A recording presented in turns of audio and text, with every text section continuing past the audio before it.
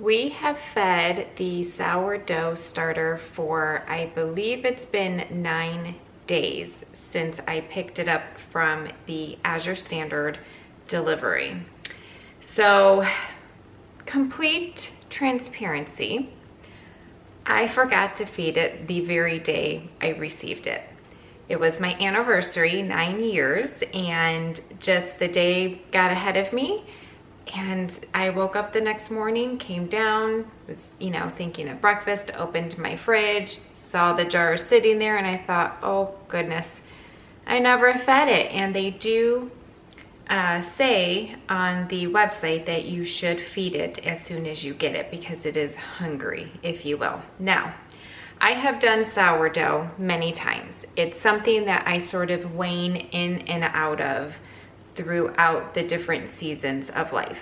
And so I already know from experience that sourdough can actually be quite forgiving. That sourdough did not know if I was receiving it from the truck that day or the next day, but it just isn't something that you don't want to get that sourdough starter and think to yourself, well, I'm gonna put it in the fridge and in a couple of weeks or a couple of months down the line, I'll start it. So you really do want to feed it within the first maybe 48 hours or so, at least once since receiving it. So it's looking quite lovely after 9 days, 8 days if I start from the day that I know I fed it. But I don't know what particular day it was, but I know somewhere within this past week, I did forget to feed it on another day. That is the story of my life with sourdough. That is typically what my journey looks like, forgetting to feed your starter.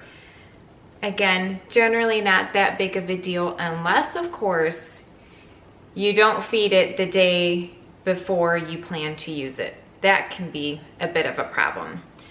So, starting our journey with sourdough, and the first thing I want to make today are tortillas. However, I'm a little disappointed because I thought I had a tortilla recipe that I could make and do all in the same day. And theoretically I could if I got up early enough and got into my kitchen. I should say I get up early. It's just if I got into my kitchen and got things started at 7 in the morning, which I never do, I could likely try to have it ready to bake and use by dinner time.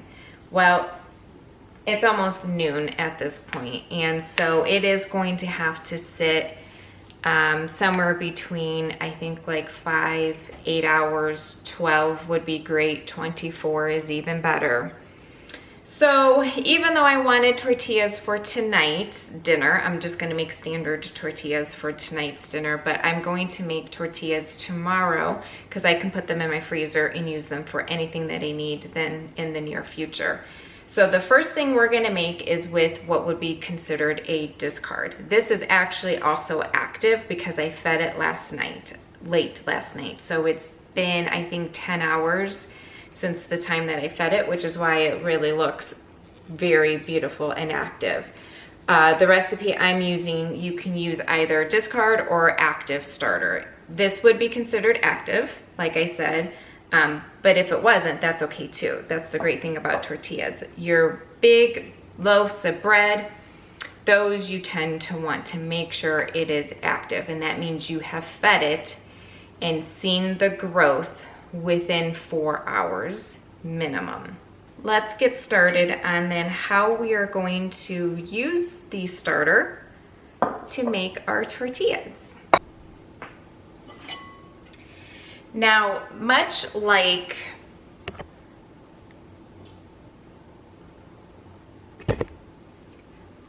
working with yeast breads, I always recommend when you're first getting started to do everything by hand. This helps you to learn what your dough should feel like, how it comes together, your texture. Is it stiff and dry? Is it too wet? Is it too crumbly? working with your dough by hand really helps you to learn later to sort of pick out problems even just visually if you were to use like a stand mixer.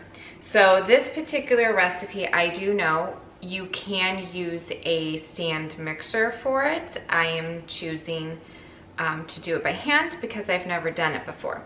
Our list of ingredients, which, you know, I don't have everything here with me. We are going to need 210 grams, which is roughly about 1 cup of our starter. We need 3/4 cups, 160 grams of water. We need a 1/4 cup of olive oil, which is about 60 grams. I'm going to use coconut oil. Olive oil has gotten very expensive, and I use olive oil mostly just for my bread baking. I have used coconut oil for just regular tortillas in place of lard from time to time, depending on what I need the tortillas for. Sometimes I don't like the lard in it, and so I've learned that it comes out quite nicely using coconut oil. This is a refined expeller pressed coconut oil, so it has a very neutral flavor. It does not smell like coconut, and it most definitely does not taste like coconut.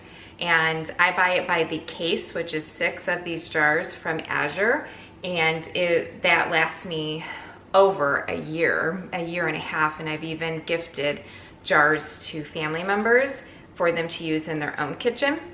I don't use it very often, but it doesn't go bad either, so I do love using this stuff. And then you need flour. I'm using all-purpose white flour for the tortillas. And salt, you want to use like a Himalayan salt, sea salt. You probably don't want to use the iodized salt for this particular dish. Okay, I'm going to choose to weigh out my ingredients. I find I generally get a much better outcome when I am weighing my ingredients rather than measuring.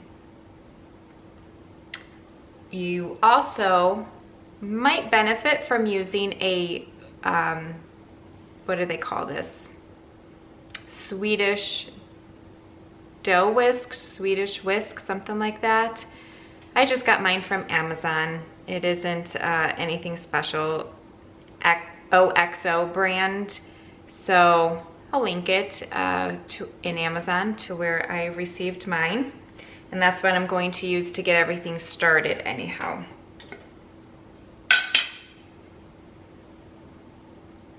I will tell you the type of aroma that it has is,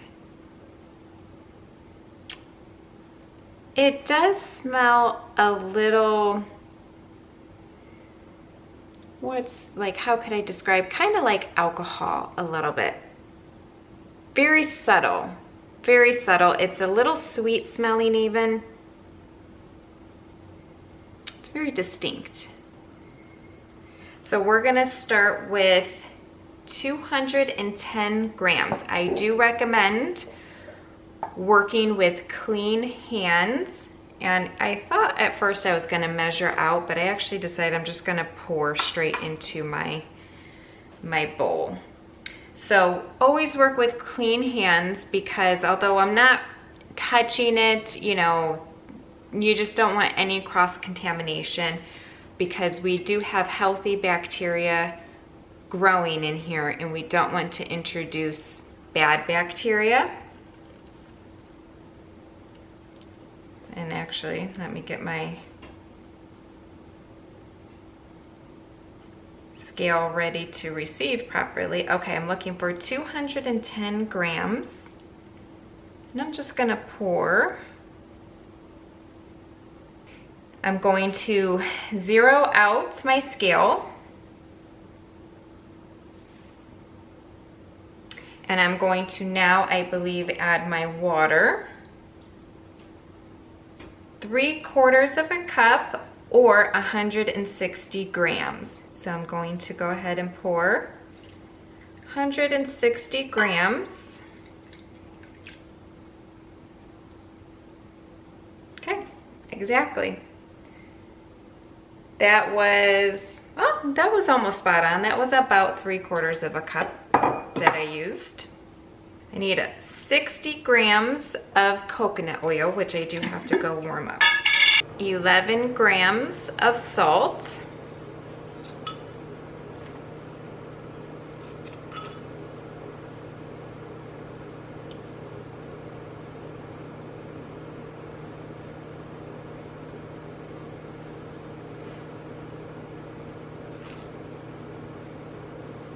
Which is about 1.5 teaspoons.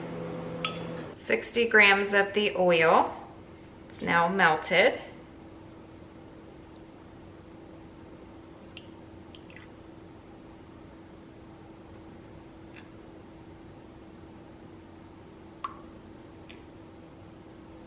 Working a little bit at a time because unlike some of my other ingredients, I can't really take out oil if I put way too much in there. So I'm gonna go a little slow.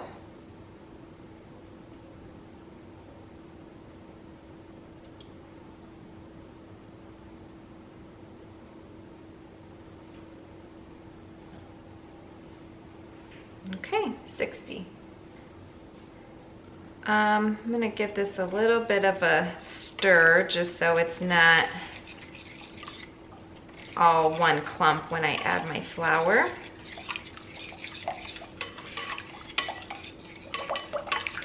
Okay. Zero out my scale, and now we need 420 grams of unbleached all-purpose flour.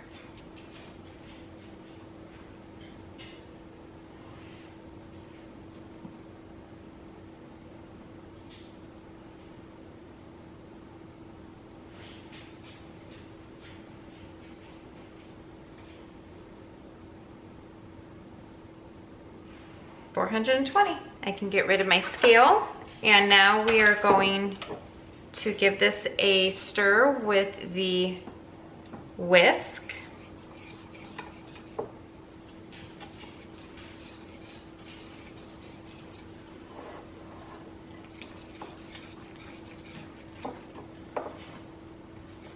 At some point it's going to be difficult to continue to use the whisk, in which I will go in by hand.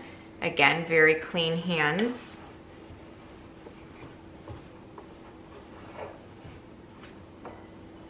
You can see right now it looks a little shaggy.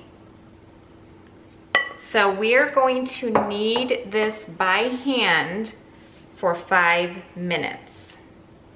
Push down and kind of turn the bowl as we are doing that.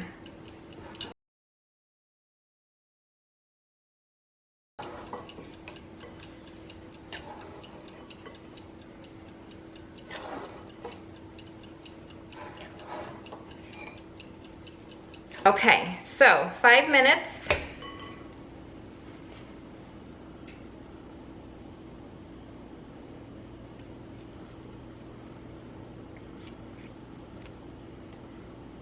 It pinches together quite lovely. So now what I'm going to do is I'm just going to grease my bowl a little bit.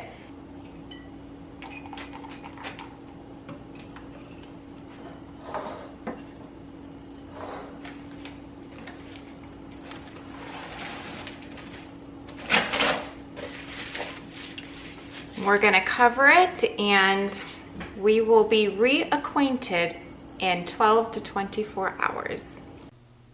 It's the next day and I'm going to work on getting the dough sectioned into like a pie or pizza, and then each of those triangles I will cut in half again.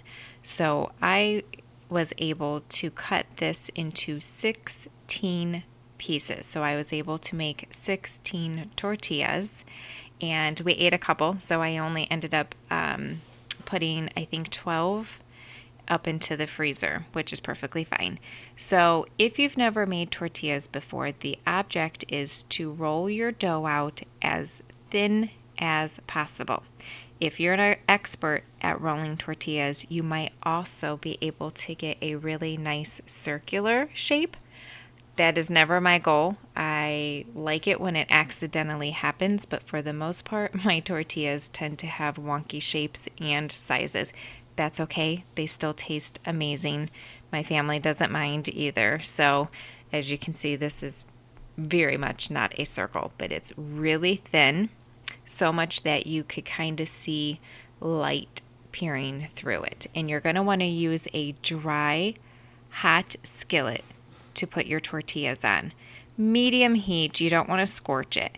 This is sped up, but you can see that there are bubbles forming. That lets you know that you can go ahead and flip it, and then it only takes just a couple seconds on that other side.